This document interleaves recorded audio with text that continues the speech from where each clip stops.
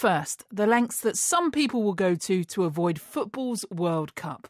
Weather permitting, Elsa Hammond will set off this week on what many might consider a terrifying challenge, getting into a rowing boat and crossing an ocean alone.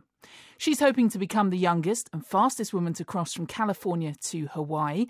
And she started our chat by telling me about the 2,400 women she's honouring on her journey. It came about in a number of different ways, partly thinking about how to get more people involved, and also the more I've been doing it, the more I've been sort of aware of how this is still quite a male-dominated area. In this race, actually, there are quite a few women, but still fewer than men, and still I think there's an expectation of being sort of quite a big, muscled Bear Grylls character. And I just wanted to use this as an opportunity to celebrate women who've been inspirational as well. I'm going to have all those stories, all those dedications printed out or sent to me. And each day as I row those miles, I'll read about the people whose miles I've rowed. And it feels like really being surrounded by so many different people. You mentioned the kind of the role of women, particularly in sport as well. So you still feel that, I mean, this is plenty of physical barriers that you'll be going through, but you also feel you're challenging some of those ideas. Yes, I think so. My partner's been sort of asked at times if he's happy to let me go.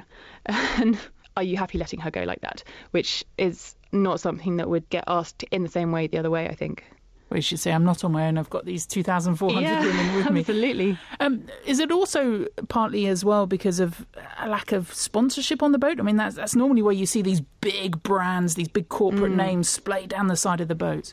Yeah, well, I mean, that's something that is a huge challenge, really, really big challenge. I mean, certainly in kind of pure sport, that's still a hugely gendered thing, partly because coverage is still much less readily available in women's sport, and in women's sport is far less well sponsored.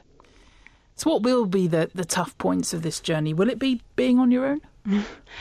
I'm sure it will, although when I first heard about ocean rowing, I've always imagined doing it by myself. For me, part of the lure and the challenge is the solo journey as well.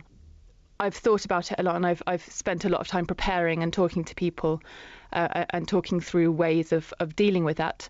But I'm really interested to see how that plays out, actually, that side of it. I think the mental side of things will certainly be a bigger challenge in a number of different ways than the physical side of things, not just the isolation, but also just the stress of dealing with big storms and things that I may find really scary. We've spoken about the physical and the mental training that you've put in, and then just the logistical stuff, I guess, Elsa, the provisions, everything that you have to take with you because you are alone. Yes, absolutely. So it's a solo and unsupported journey. So when I row out of Monterey Bay, I have to have everything on board that I will need. I'm packing between 4,500 and 8,000 calories a day. I think it'll be a lot to eat, especially in the first few days, first week, when I'll be feeling seasick and exhausted and new to it. I'll probably really struggle with that, but it should mean that I don't lose too much weight on the trip, and that I'm putting back in the calories that I'm burning. At least you'll get quicker as you get nearer the end, as there's less weight on it. Absolutely. What's the biggest worry for you, Elsa?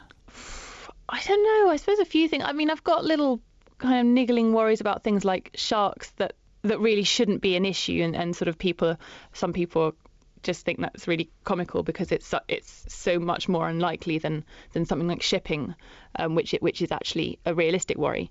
I think the first of everything, so the first big storm and the first few nights at sea in the dark by myself with this very, very deep ocean, I suppose also just the keeping going, the boredom, because a lot of it will be hugely boring, just rowing for days on end, and just trusting that I will be able to keep going, which I know I will, but I know I need to also kind of be mentally strong to make sure that I do. Which begs the question, why do it at all, Elsa? You know, all these elements that you'll be up against, all these fears that you'll have to break as well. Oh, I think that makes you feel really alive, though, all of that. It's a challenge that I've just wanted to do for a long time, and it's really hard to explain. When I first heard of ocean rowing, I just thought, I want to do that one day. And I haven't been able to let it go. It's been about 8 years now that it's been tapping away inside. So I've sort of allowed myself to go for it finally. I think it's the challenge. I think it's the extremes. I think it also appeals to me, sort of being on this little boat and having everything I need with me. And in that, I guess, you'll have a mini TV with you so you can watch the World Cup as you go? Well, unfortunately, I might not be able to. See, here's me thinking that would be your first concern. I'm sure I can get updates if I feel like I need them. And you can keep a track on Elsa's progress, maybe help her with that boredom, on her website, details of which can be found on our Sportshour page. Just